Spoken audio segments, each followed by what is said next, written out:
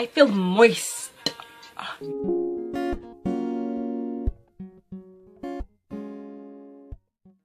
Hello and welcome back to my channel. Today we're going to experiment with a breast implant, a raw chicken cutlet, a fish out of water, otherwise known as the Silisponge. And I don't understand why it's called the Silisponge.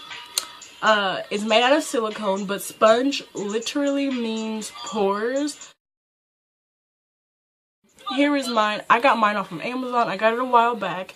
It's been in my collection for a couple of months now, and I just haven't got the chance to use it. I just never thought about it. And because it's been in my box for months now, it kind of got stabbed with these scissors, which was in the same box. So I know it was these scissors, and it has like powder makeup on the inside, and it's been split open. Sort of, but it really is made out of silicone all the way through. And so it looks kind of dirty, but it's not, because I've washed it. There's just powder makeup stuck to the silicone. I've moisturized, so let's just jump into it. I feel moist. Wow, my skin looks so succulent. So if you're wondering what was on my eyelids, it was my Sacha Buttercup setting powder. I was baking my eyelids because I have very oily eyelids and hyperpigmentation. So I'm going to use my LA Colors concealer palette. I'm going to use the bright red corrector at the end.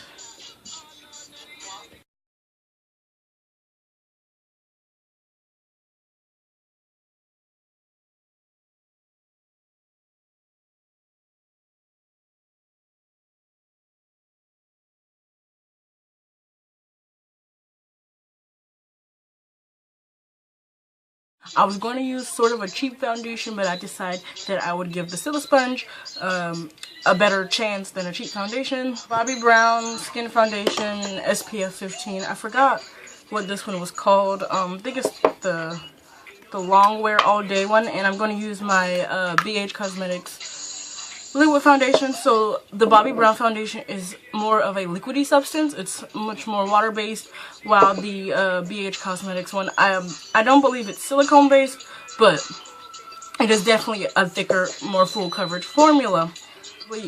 Tons of benefits from this, such as not wasting product, and then there are some very specific instructions, like padding it. So the product just sits, it definitely just sits on there, which is great because you're not losing any product, but it's better to pad it in, as reviews and instructions have said. I put way too much of this foundation on. I put a pump and a half, and that is way too much when I'm using this.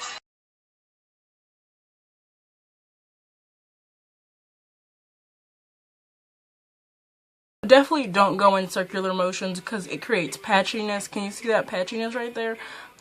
Now, a sponge is kind of easier because it has a better grip to it, while the Silisponge, I put it around my finger and then I have to twist it around kind of to get a firm enough grip on it. But saving this much formula, I think it'd be worth it.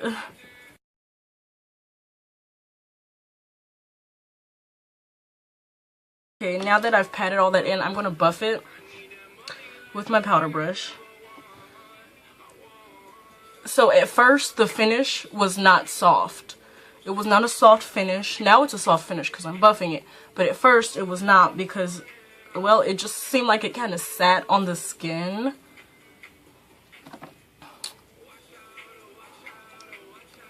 I definitely would not apply 2 layers with the Silisponge because it already seems like it sits on the skin in the first place.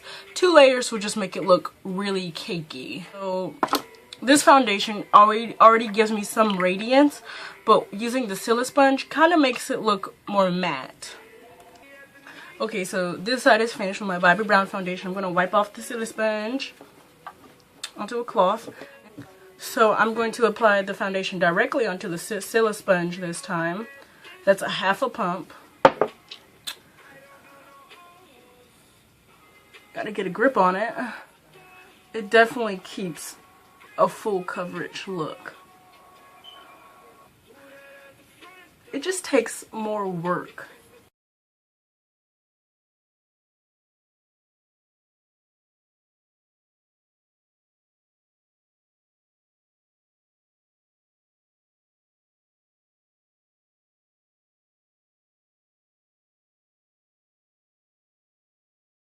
Okay, so I applied it reasonably quickly that time. Now this still looks dewy and wet because it hasn't fully dried. So I'm going to buff it out again just to pick up that extra product, which I think is a benefit of a brush or a sponge, because it kind of picks up, it kind of waters it down, picks up some of that product, so it's your skin but better. But if you want full coverage, this is definitely great. Didn't blend that well down the center of my face, but I'm not really worried about that right now. I think anything that you put on top of this is gonna look just about the same, if not floating, as in kind of cakey.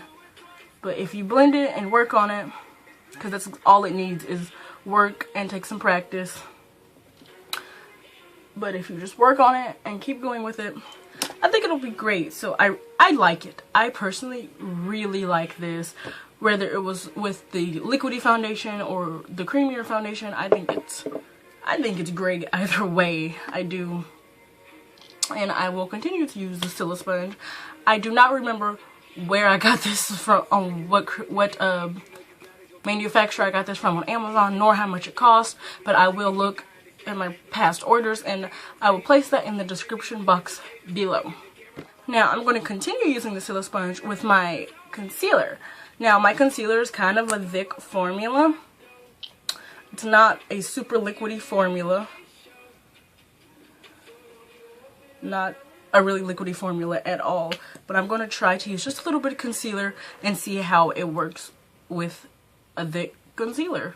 Because with a liquidy concealer, we all know how it would work with a liquidy concealer, just as it did with the liquidy foundation. That's way too much concealer. That is way too much concealer, but we're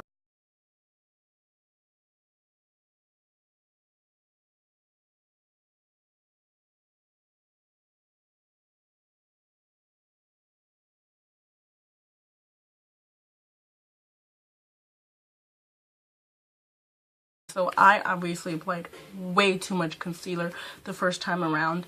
Now, because you have to work so much with this, if you have delicate eyes, I wouldn't suggest using this up under your eyes or anywhere near your eyes, because I use this on top of my eyelid to bring some of the concealer up because I put too much on and it kind of hurts. So I'm just going to buff it all out with my brush, because if I keep using the Silisponge, it's just going to keep spreading. So now that I'm looking like a owl with way too much concealer on, but we're not going to talk about that. Those are probably the only two products that I'd use with the Silisponge on a regular basis, would be foundation and concealer, and maybe a liquid contour. Definitely not a liquid blush, because it's just not precise enough. Despite the little raindrop, teardrop point on it, it's not quite precise enough. Yes, it gets in there, but it kind of stabs me, kind of hurts. So I wouldn't bring it too close to those delicate spots on your face. I really like it. I'm probably going to use it again. Like I said, if I can find information from where I got this, because it's been in my collection for a few months, I will put it in the description box below. If not, I will just find another one on Amazon that is cheap and everything, and I'll put that in the description box for you. That is all for today. Thank you for watching. Please like, subscribe, comment, and follow me on Instagram at Terrinikka. Stay blessed.